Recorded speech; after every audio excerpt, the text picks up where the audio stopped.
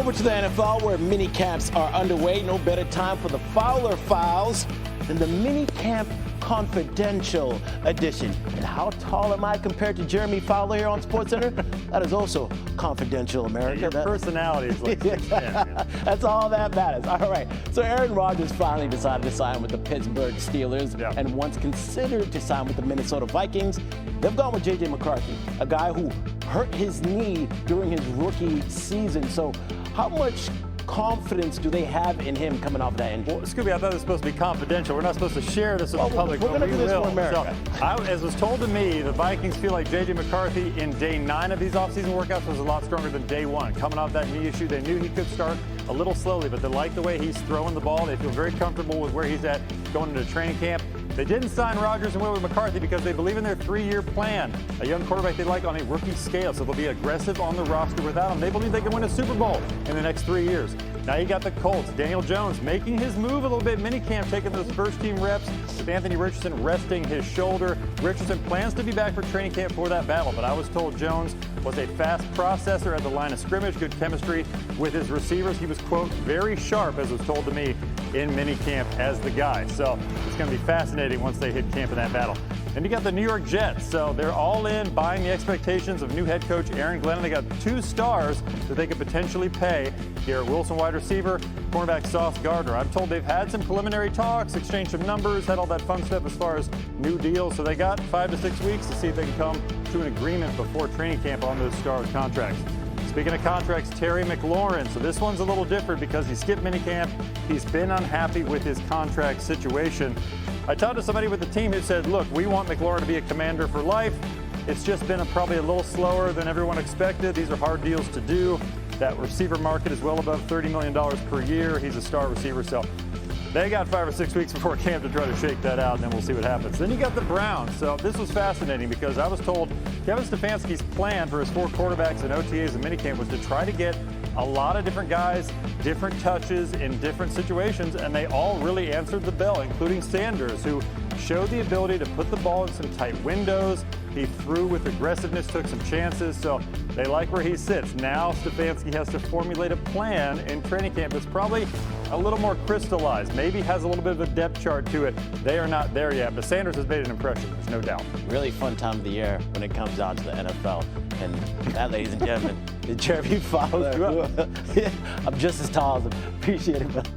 Campsite. We're going camping. There's a tent over there, but in the middle of your screen, you see Aaron Rodgers at Steelers mini camp.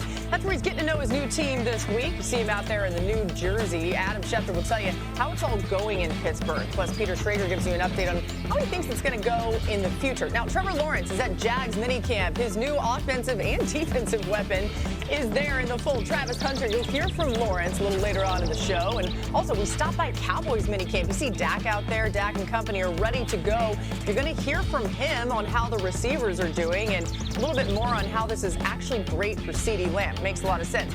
We're so glad that you're with us. Oh, we are in a tent. Thank you for that. I'm glad that happened that way. I wonder what it would be like to go camping with you guys. Peter Schrager, Andrew Hawkins, Adam Schefter here for the hour. So much happening around the league, and you're in the right spot to hear about all of it with us today. Let's begin with the Bengals, you guys. That's where we go first. Star pass rusher Trey Hendrickson is not present for minicamp as he awaits a new deal in Cincinnati. And then Shamar Stewart, who they drafted to bolster their D-line, had been there. He's now left in the midst of a contract dispute. More on that in moments. But first, Bengals head coach Zach Taylor was asked about Shamar Stewart earlier today. I think for all the rookies, you'd like them to be on the field, but certainly there's things that happen over the course of an NFL career, and this is one of them right now. So he's been in the meetings. He's been positive in that way. He's been learning. He's been a good learner, and we look forward to getting him back on the field. There's education that happens with all the rookies that we do our best to educate them. Number one, we want to protect our team in our locker room, and so I understand when there's frustration there, but that's how he chose to do it, and that's his prerogative, and we look forward to getting him back in the fold.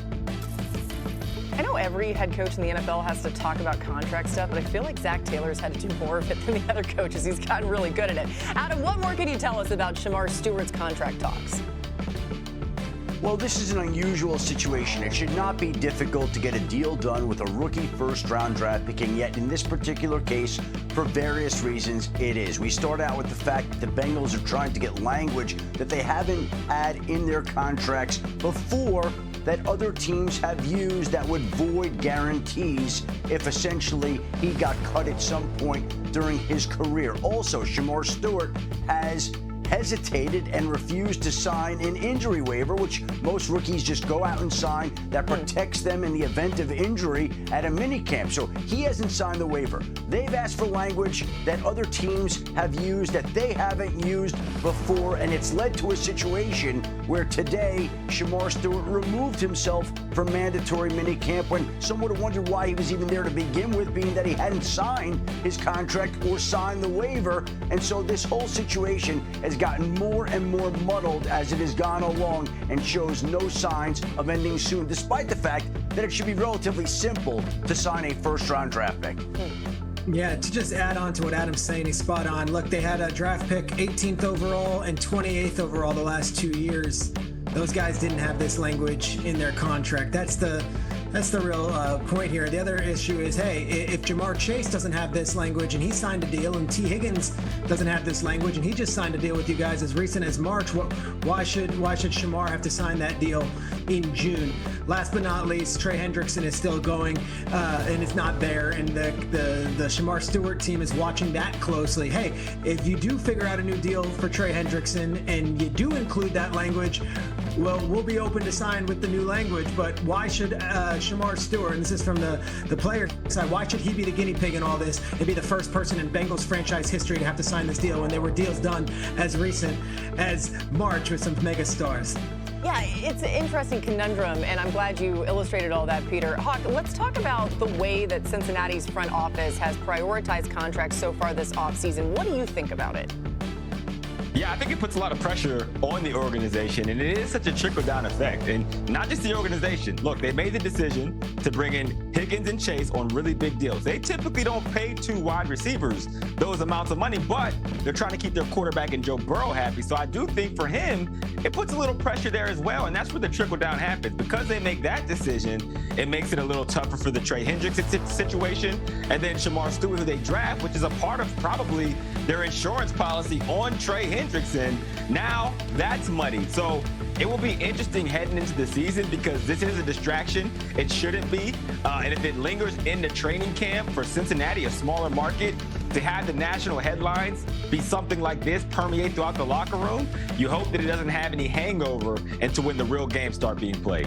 Yeah, some of the numbers you just saw on the screen there illustrated just how great that Bengals offense was. We know about that. It was a championship-level offense. The defense, though, however, certainly the priority or should be going forward. The Bengals allowed 35 points 5 times last season. You're not going to win games that way. All right, time now for some top stories. Adam Schefter, what's going on with T.J. Watt?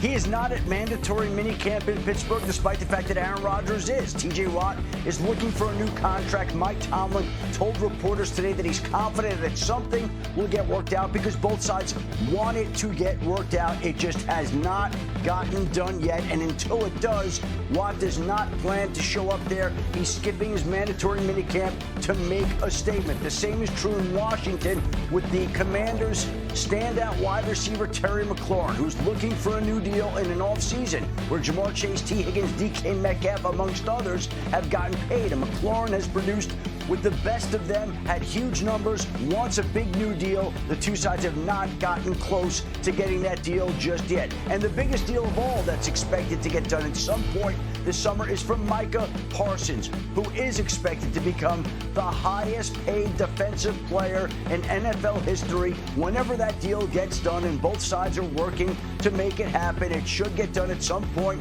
this summer, and it will be a record-setting deal, and it will give the Dallas Cowboys the highest paid player in NFL history in Dak Prescott and the highest paid defensive player in NFL history in Micah Parsons. You saw Jerry Jones talking to Micah Parsons out there at minicamp. Wonder what they were talking about. Let's go to Dallas now for Cowboys minicamp. Oh, look at the tent there. We got the star on the tent. That's cute. Little campfire. Dak Prescott is there. He's healthy finally, as you see him right there on the field. This from today. Now with another star receiver across from CeeDee Lamb, the George Pickens edition, with a new head coach in Brian Schottenheimer, figures to bolster this offense. Here's more from Dak on the receivers. It's valuable CeeDee being here. I mean, it's hard to even put in comparison him being here, the work we're able to get versus last year, versus him under the, the contract negotiations. But just to have him here, having these practices, getting off to a good start, understanding each other, what we're trying to accomplish, has been monumental. And then obviously adding GP, something that's been monumental. And I've said it before, when you bring in guys like that, talented guys I've played with over the years, that you look at their resume and they're winning, I mean, that's credit to them. They make that process of me getting to know them that much easier. They know how to make a good separation. They know how to win at the ball. For me, it's just about learning their bodies and just make sure to communicate a few things for them. Dak just spoke moments ago. Todd Archer, our Cowboys reporter, is out there at minicamp as